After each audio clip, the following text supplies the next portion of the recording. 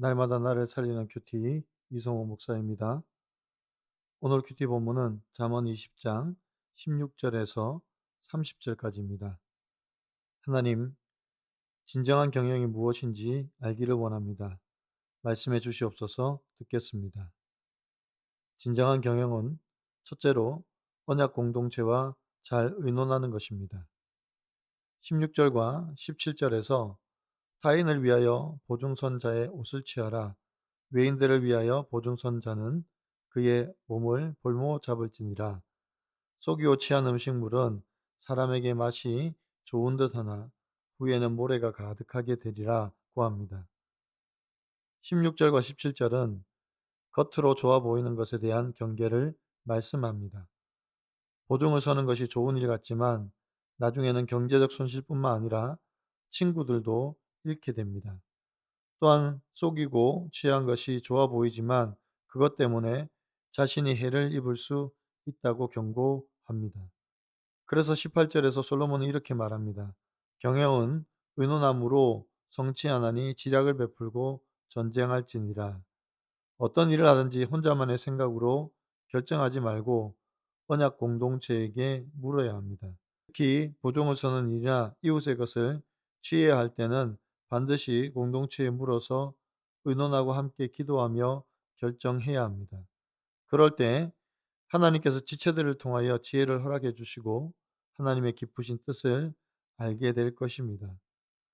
또한 눈에 보이기에 좋아 보인다고 해서 쉽게 결정할 것이 아니라 작은 일에도 공동체에 묻고 가는 훈련을 해야 합니다. 나의 무거운 짐을 공동체와 함께 지고 가기 때문에 가볍게 되는 것입니다. 21절에서 처음에 속히 잡은 산업은 마침내 복이 되지 아니하느니라고 합니다. 왜 솔로몬은 처음에 속히 잡은 산업이 복이 되지 않는다고 말합니까? 우리는 모두 100% 죄인이기 때문에 쉽게 성공을 하면 마치 그것이 내가 잘해서 이렇게 된 것인 것처럼 착각하게 됩니다. 그래서 교만해지고 다른 사람을 무시하게 됩니다. 더 나아가서는 물질 만능주의에 빠져서 하나님의 은혜를 경히 여기고 도덕적 가치를 경시하게 됩니다. 그래서 돈을 사랑하는 것이 일만하게 뿌리라고 했습니다. 우리 주변에서 투기에서 성공한 사람을 찾을 수가 없고 또한 로또 당첨되어서 행복한 사람을 본 적이 없습니다. 이런 우리는 모든 일을 공동체와 함께 나누며 의논하는 것이 중요합니다. 내 욕심과 자만에 빠져서 듣지 못하는 말씀을 하나님께서 공동체를 통하여 우리에게 말씀해 주십니다. 여러분은 어떻습니까? 안목의 정욕에 빠져서 더러운 이익을 취한 적은 없습니까? 내 욕심과 자만 때문에 듣지 못한 말씀을 공동체를 통하여 주신 말씀은 무엇입니까?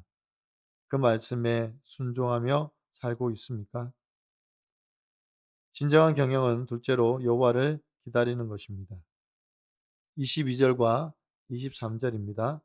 너는 악을 갚겠다 말하지 말고 여호와를 기다리라. 그가 너를 구원하시리라.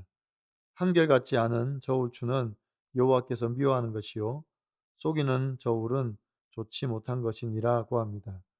솔로몬은 악을 갚는 것에 대한 정의와 한결같지 않은 저울추에 대한 공의에 대해서 모두 여호와께 기다리고 맡기라고 말하고 있습니다.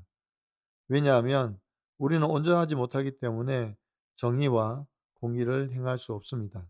오히려 정의를 행한다고 하다가 감정에 사로잡혀 이웃에게 더 큰 손해를 입힐 수도 있습니다. 정확하게 공정하게 행하려다가 오히려 자기의 올무에 빠질 수도 있기 때문입니다. 그래서 우리는 연약하기 때문에 이 모든 문제에 있어서 하나님을 신뢰하고 인내하며 하나님께 맡겨야 합니다. 조급하고 서두르다가 오히려 사람만 잃고 손해만 볼 수 있습니다. 24절과 25절에서 사람의 걸음은 여호와로 말미암나니 사람이 어찌 자기 길을 알 수 있으랴. 함부로 이 물건은 거룩하다 하여 서원하고 그 위에 살피면 그것이 그 사람에게 덫이 되느니라고 합니다. 우리는 하나님 없이 한 걸음을 전진할 수 없는 존재입니다. 우리가 아무리 선한 계획을 가지고 앞날에 대한 기대를 품고 살더라도 이 모든 것이 하나님의 섭리 아래 있음을 인정해야 합니다. 그래서 함부로 서원을 해서도 안 되는 것입니다. 사람이 보기에는 거룩하고 선한 것이라고 생각해서 헌신하고 희생하더라도 그것이 하나님의 뜻에 상관이 없는 것이라면 오히려 우리의 올무가 되어서 우리로 하여금 하나님을 신뢰하는 데 방해가 됩니다. 또한 우리가 후회하게 됩니다. 적용 질문입니다. 지금 내가 복수하고 싶은 일은 무엇입니까? 정의와 공의가 무너진 이 사회를 보면서 내가 할 수 있는 일은 무엇입니까? 이 일을 허락하시고 주관하시는 하나님을 100% 신뢰합니까? 27절입니다.